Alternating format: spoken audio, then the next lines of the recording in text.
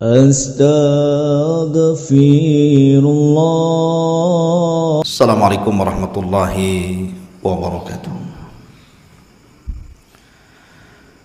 Alhamdulillah wassalatu wassalamu ala Rasulillah wa ala alihi wa sahbihi wa mawala. Wala hawla wala quwata illa billahi wa ba'du. Alhamdulillah, di pagi hari ini kita bisa duduk untuk bermajelis ilmu kembali, walaupun lewat streaming media Jabal Uhud. Salawat iring salam tak lupa kita hadiahkan kepada Nabi kita, Nabi besar Muhammad sallallahu alaihi wa ala alihi wasallam.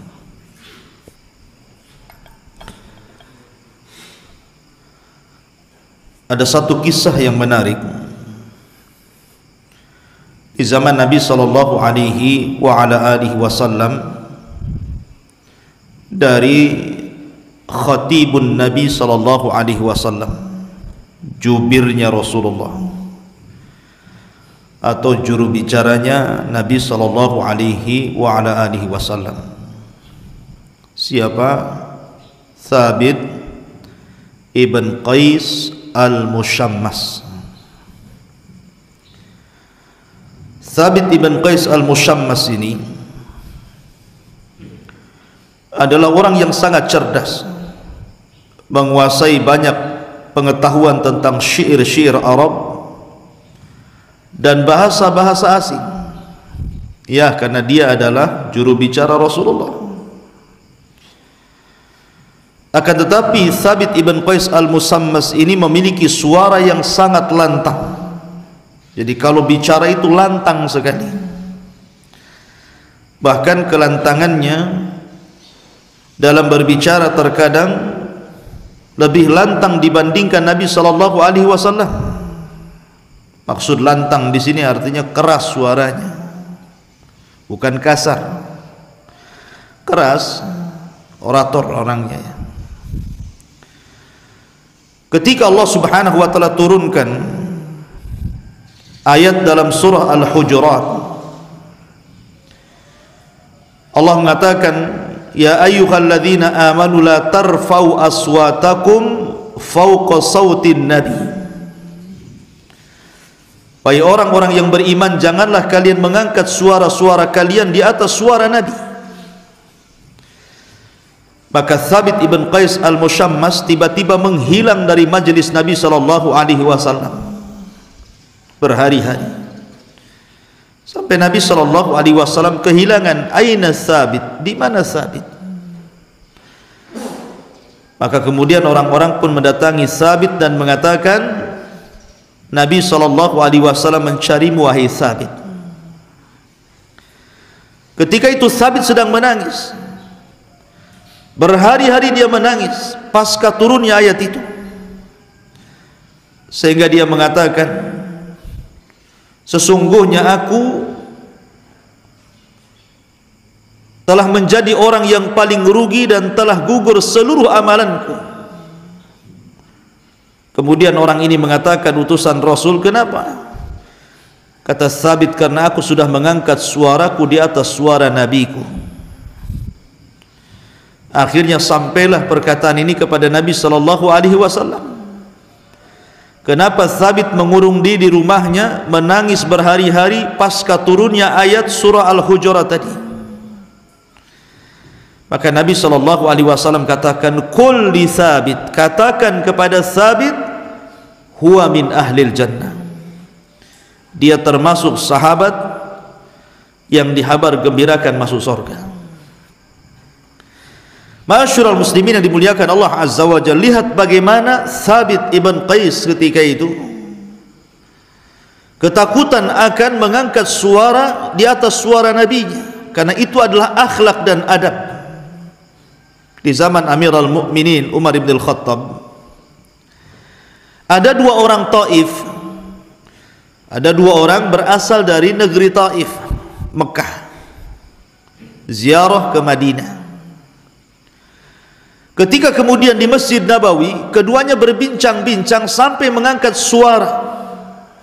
Umar yang kala itu berada di luar Masjid Nabawi sampai mendengar. Saking kencang dan kerasnya suara orang yang bicara dari dua orang Taif itu. Maka Umar pun marah, masuk ke Masjid Nabi. Kemudian Umar mengatakan, tarfau aswatakuma fi masjidin Nabi. Kalian mengangkat suara kalian berdua di Masjid Nabawi. Min aina antuma? Dari mana kalian berdua, kata Umar. Maka mereka mengatakan, minat Taif, kami dari Taif. Kata Umar bin Khattab, lau kuntuma min ahlil Madinah la darabtukuma. Kalau kalian dari penduduk Madinah, sudah kuhantam kalian berdua. Si baik kalian dari Taif, gitu maksudnya. Coba kamu orang sini, habis kalian, bahasanya gitu. Tarfau aswatakum, kalian sudah mengangkat suara kalian berdua fi masjidin Nabi sallallahu alaihi wasallam, di masjid Nabi. Kalau Umar bin Khattab radhiyallahu an saja marah kepada dua orang yang mengangkat suara di atas suara Nabi sallallahu alaihi wasallam, padahal Nabi itu sudah meninggal. Nabi itu sudah meninggal di zaman Amirul Mukminin. Kenapa? Karena ini pengalaman pribadi Umar bin Khattab radhiyallahu an. Ketika dia berselisih dengan Abu Bakar Siddiq radhiyallahu anhu soal siapa yang berhak menjamu kabilah yang datang, tamu yang datang menemui Nabi sallallahu alaihi wasallam. Katanya Abu Bakar, utus saja Qa'. Kata Umar bin Khattab, utus yang lainnya. Akhirnya keduanya berselisih pendapat tentang siapa yang layak menyambut tamu. Padahal di hadapan mereka ada Nabi. Akhirnya kemudian Nabi sallallahu alaihi wasallam mengisyaratkan kepada keduanya untuk merendahkan suaranya. Dari sini turun ayat, la tarfau aswatakum fawqa sautin Nabi. Sejak kemudian keduanya mendengar ayat itu, keduanya tidak berani lagi bicara keras, tidak lagi bicara lantang. Sampai Umar bin Khattab kalau bicara dengan Rasulullah itu sangat pelan, terkadang Rasul tidak mendengar. Sampai meminta dipahamkan, kau bicara apa Umar? Kau bicara apa tadi? Saking pelannya, kau bicara apa tadi? Gitu ya. Jadi setelah turunnya ayat ini, Umar bin Khattab radhiyallahu an kalau ngomong lirih sekali, sampai Rasul tidak dengar. Karena takutnya mengangkat suara keduanya di atas suara Nabi sallallahu alaihi wasallam. Begitu adab dan akhlak. Ya. Bagaimana para sahabat Nabi sallallahu alaihi wasallam sangat mencintai Nabi sallallahu alaihi wasallam. Di zaman Nabi sallallahu alaihi wasallam, Nabi itu punya anak angkat. Namanya Zaid ibn Harithah. Zaid ibn Harithah ini seorang budak. Karena bapaknya Harithah itu juga seorang budak, terlahir budak. Tapi kemudian dimerdekakan Nabi sallallahu alaihi wasallam, kemudian dijadikan anak angkat Rasul, sehingga nasabnya yang tadinya Zaid ibn Harithah, maka Rasul katakan dia bukan Zaid ibn Harithah, tapi dia Zaid ibnu Muhammad. Tersebarlah nama Zaid ibnu Muhammad. Ketika kemudian Nabi sallallahu alaihi wasallam menasabkan Zaid kepada dirinya, Zaid ibn Muhammad, turun surah Al-Ahzab yang melarang tidak boleh menasabkan anak-anak angkat kepada bapak angkatnya. Allah mengatakan, ud'uhum li'abaihim huwa aqsatu indallah. Kembalikan nasabnya kepada bapak-bapak mereka, itu lebih adil di sisi Allah subhanahu wa ta'ala. Kenapa? Ma ja'alallahu ad'iya'akum abna'akum. Allah tidak menjadikan anak-anak angkat itu dinasabkan kepada bapak angkatnya. Maka Rasulullah SAW kemudian mengembalikan dari Zaid ibn Muhammad menjadi Zaid ibnul Harithah. Tidak boleh. Ya. Akhirnya setelah kemudian dirawat oleh Rasulullah sallallahu alaihi wasallam, dan dia satunya pertama masuk Islam dari kalangan budak adalah Zaid.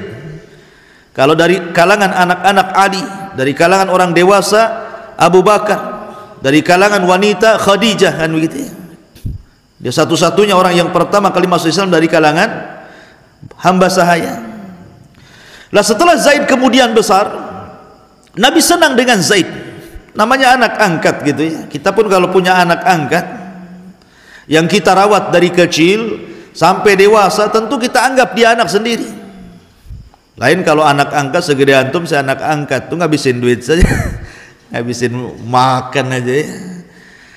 Ya nggak ada cinta, diusir. Apain kamu jadi anak angkat? Jadi anak orang sana katanya. Artinya bahwa Nabi cinta dengan Zaid, sehingga Nabi SAW ingin mencarikan jodoh untuk Zaid. Lah di Madinah ketika itu ada wanita bangsawan sangat cantik. Sementara Zaid ini kan orang yang namanya budak berkulit hitam, kurang tampan, mantan budak yang dimerdekakan. Tapi karena dekat dengan Nabi SAW dan posisi Rasul di Madinah sudah ma'ruf, maka Rasul mencarikan wanita untuk Zaid, wanita tercantik. Dapatlah keturunan bangsawan namanya Zainab bintul Harithah, Zainab bintu Jahshin, Zainab bintu Jahshin. Ketika Nabi SAW datang kepada Zainab, satu keluarga Zainab ini senang dengan kedatangan Rasulullah. Apalagi maksud hati Nabi SAW hendak melamar Zainab bintu Jahshin. Cuman mereka salah paham. Dikiranya Nabi SAW melamar Zainab itu untuk dirinya, tapi setelah mendengar bahwa lamaran itu untuk anak angkatnya Zaid, mulailah kemudian bermuka masam keluarga Zainab ini, seolah-olah tidak setuju, termasuk Zainab sendiri. Sampai akhirnya kemudian keputusan Nabi SAW terhenti sampai turun ayat, wa ma kana li mu'minin wala mu'minatin idza qadallahu wa rasuluhu amran an yakuna lahumul khiyaratu min amrihi wa man ya'sillaha wa rasulahu faqad dhalla dhalalan ba'ida. Tidak layak bagi seorang mukmin laki-laki atau perempuan apabila Allah sudah memutuskan dan Rasulnya sebuah perkara untuk ada kebimbangan dalam hati mereka, karena siapa yang kemudian bermaksiat kepada Allah dan Rasulnya maka dia telah tersesat dengan kesesatan yang nyata. Turun ayat ini, maka Zainab ketika itu mendengar ayat ini, maksudnya ditujukan kepada dirinya, dia takut.